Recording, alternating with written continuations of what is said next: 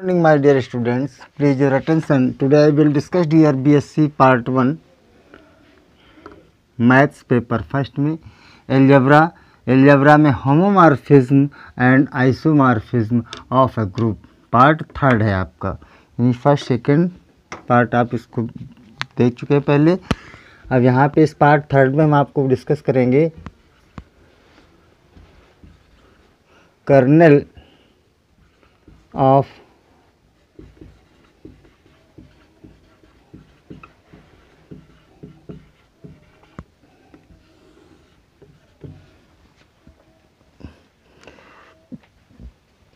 Colonel of a homomorphism. Kernel of a homomorphism लिख दीजिएगा। अब कर्नल ऑफ होमोमॉर्फिज्म, तो जैसे होमोमॉर्फिज्म होगा तभी उसका कर्नल फाइंड आउट कर पाएंगे। तो homomorphism let F from G to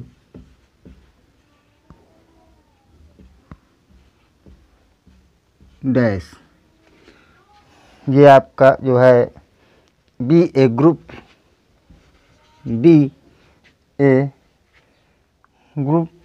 homomorphism be a homomorphism.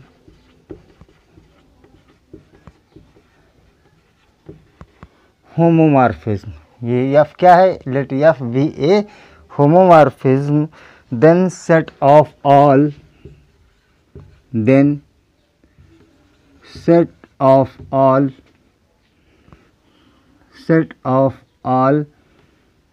elements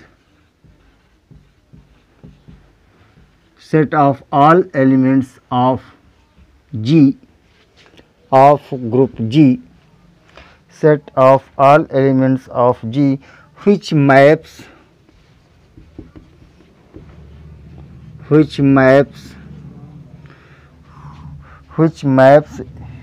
into the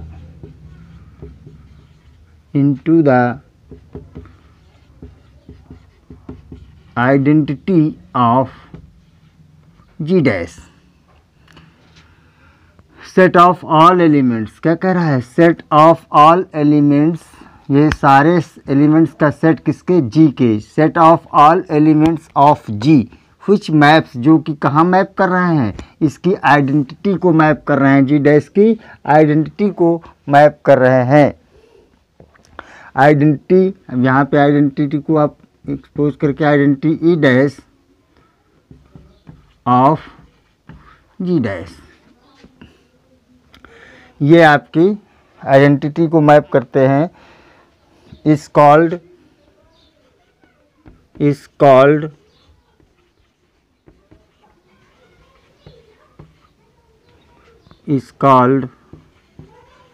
colonel of F, kernel of F या कर्नल ऑफ होमोमॉर्फिज्म लिख दीजिएगा। कर्नल ऑफ होमोमॉर्फिज्म एफ, ये जो होमोमॉर्फिज्म है इसका कर्नल होगा कौन, set of all elements of G, G के सारे एलिमेंट के सेट के जो है आपके होंगे। अब इसको आप ऐसे भी लिख सकते हैं, 10 KER kernel of F, kernel of F इस तरह से डिफाइन कर सकते हैं। Kernel of F equal to जो है x belongs to G, x belongs to G, यानी एक्स किसका एलिमेंट लिया, जी का।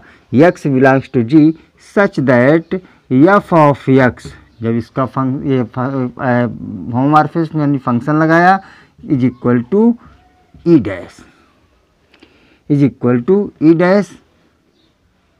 ये condition is equal to E dash, यानी ई डैश अब आपको पता है आइडेंटिटी ऑफ जी डैश, इसको भी लिख सकते हैं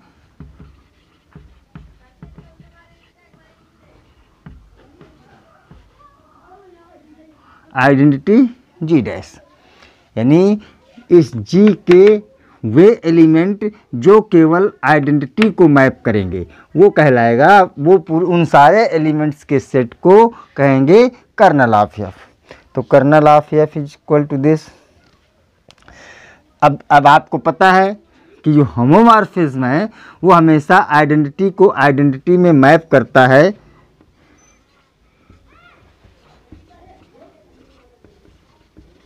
We know that f of E is equal to E dash always.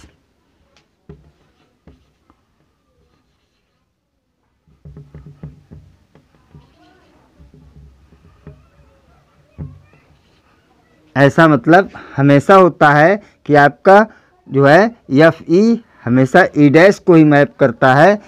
अतः या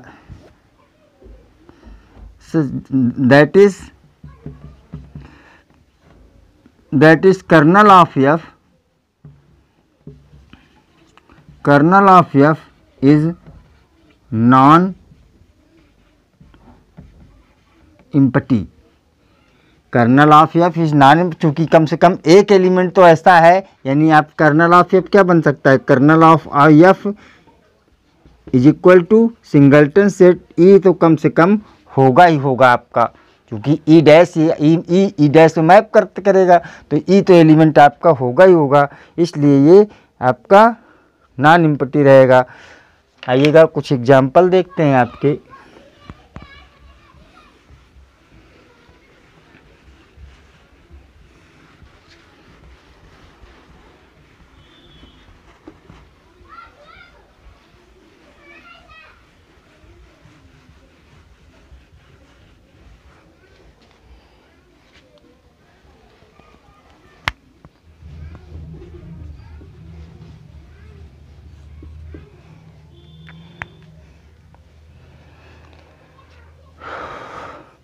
Let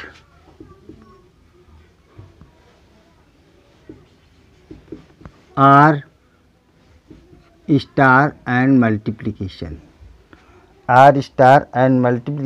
be a group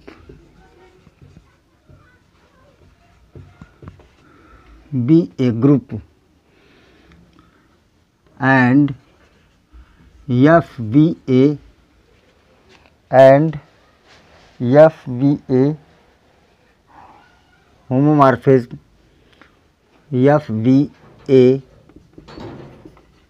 homomorphism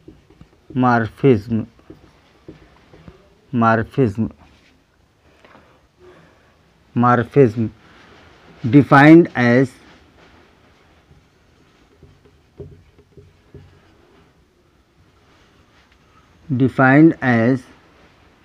F from R star multiplication to R star multiplication।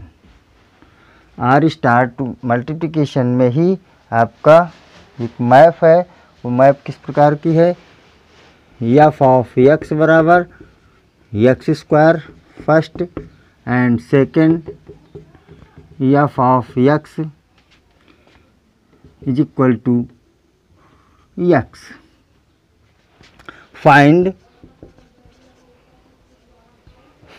Colonel of F. Find kernel of F find करना है, तो आइए solution देखते हैं। अब homomorphism पहले ही कह चुका है आपका, क्या कह चुका है, होमोमॉर्फिज्म पहले कह चुका है। तो फर्स्ट में देखेंगे जो है कर्नल ऑफ एफ की डिफिनीशन क्या है my dear. Kernel of F equal to X such that X belongs to G such that f of x equal to identity e dash identity आपकी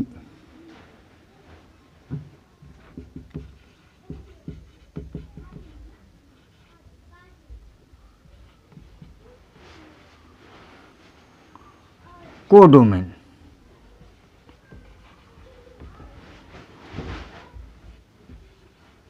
कोडोमेन की identity है आपकी, इसकी यानी इसकी आइडेंटिटी है, तो इसकी जो मल्टीप्लिकेशन के लिए है, तो आपको पता है कि जो है x belongs to g x belongs to G such that अब आप f of x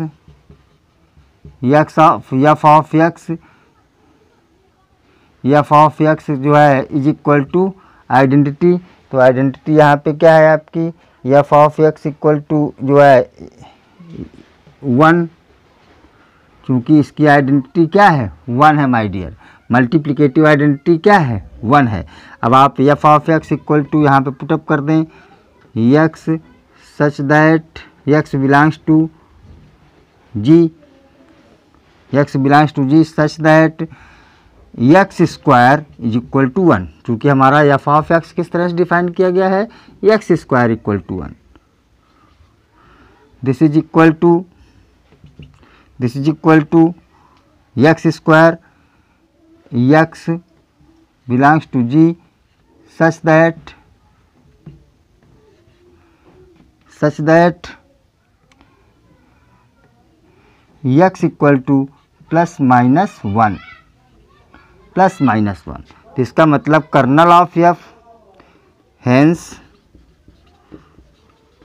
colonel of f equal to क्या बना माय डियर, एक 1 और एक -1, +1 और -1। तो ये कर्नल ऑफ f बने आपके,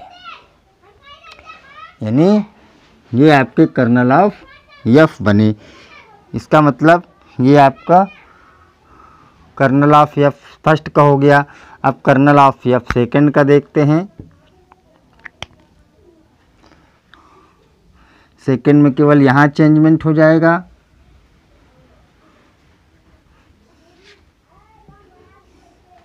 तो ये आपका f x belongs to G and f of x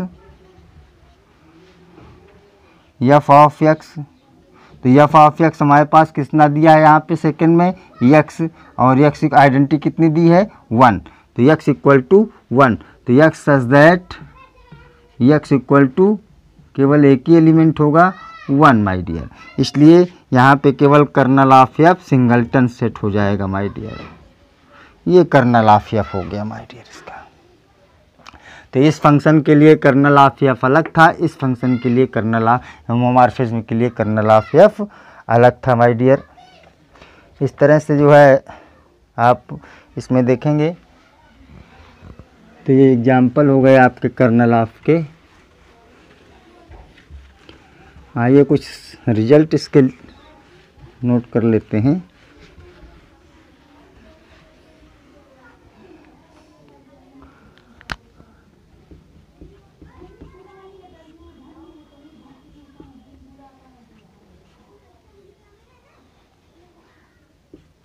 note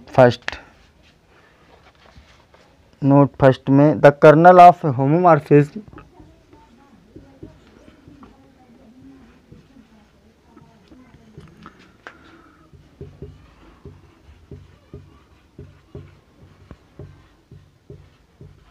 the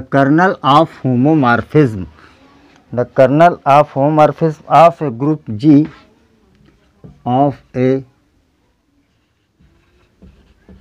group G to G dash of G to G dash is a subgroup of G is subgroup of G। अब आपको पता है चूंकि G के ही element होते हैं, तो इसलिए जो है कर्नल ऑफ F जो होगा वो G का सबग्रुप होगा। कर्नल ऑफ F जो होगा वो G का क्या होगा, सबग्रुप होगा। सेकंड देखते हैं my dear. A homomorphism of a group G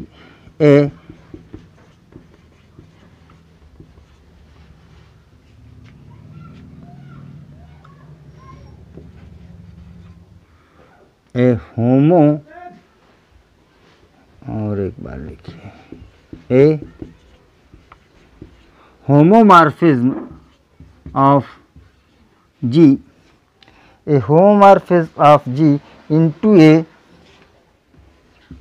into of G into G dash, एक होमोमॉर्फिज्म है जी इंटू जी डैश में जो है is an isomorphism, is N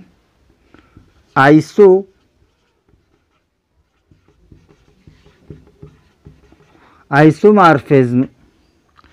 कब आइसोमॉर्फिज्म होगा आपका? If and only if kernel of F only singleton set हो, तब तो ये वन बायो आइसोमॉर्फिज्म क्या होता है? जब 1 1 ऑन 2 होता है तो जब केवल आइडेंटिटी एलिमेंट ही इसका आइडेंटिटी एलिमेंट ही केवल आइडेंटिटी को मैप करेगा, इसका मतलब इसकी 1 1 मैपिंग हो सकती है। तो ये आपका आइसोमॉर्फिज्म होगा if and only if kernel of E केवल सिंगलटन एलिमेंट होगा आपका। क्या कह रहा है नेक्स्ट आप देखिएगा,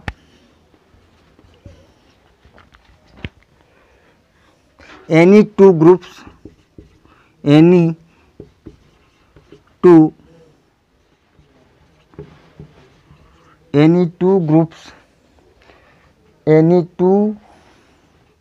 cyclic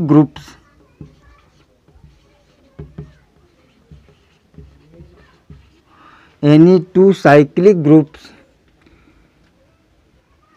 जो है any two cyclic group is a cyclic group of the same order, any two cyclic groups of the same order, यानी दो साइक्लिक ग्रुप हैं और उनके आर्डर जो है सेम है, उनके आर्डर क्या है? Same order.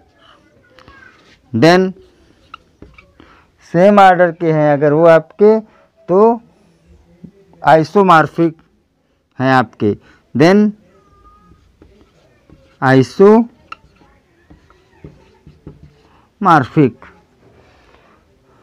क्या है आपके? आइसोमॉर्फिक है। नाउ और देखते हैं आपका कौन सा एक और रिजल्ट लिखते हैं।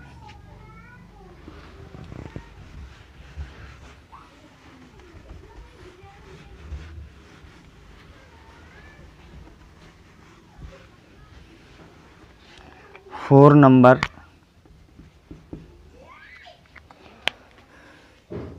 every infinite cyclic group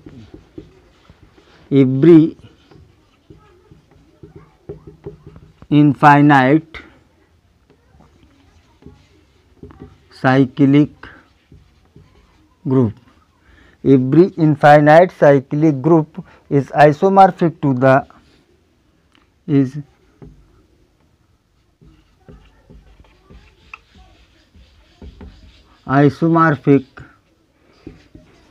the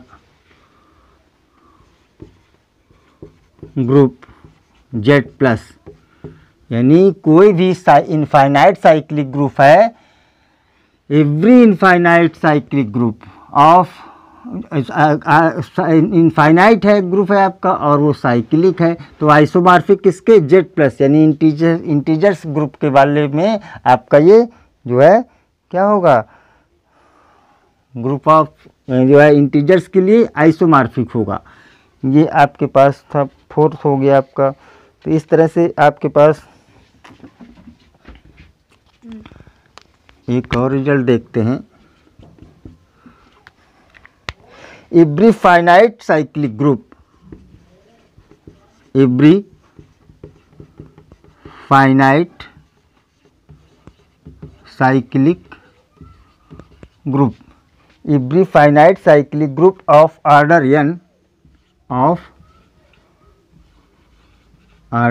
n, यानी n ऑर्डर का कोई साइक्लिक ग्रुप है, every finite cyclic group of order n is isomorphic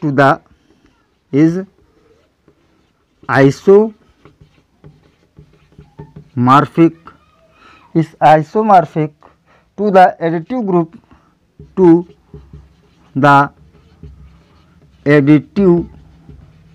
additive group of residue classes, residue